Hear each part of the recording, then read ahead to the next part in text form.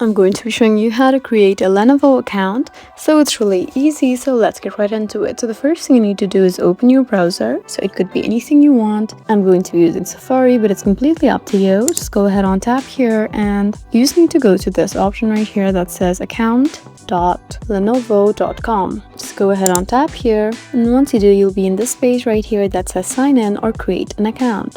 Since you're trying to create an account, you just need to you can choose to sign in with Google or Facebook. It's completely up to you. You'll also have options like Microsoft, Twitch, Discord, and Steam. I'm going to be using the Google method. Just go ahead and tap on Google right here, and then just enter your information.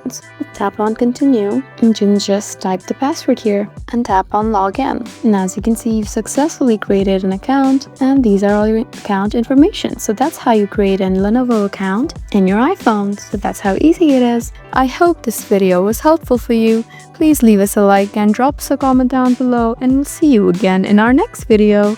Thank you for watching.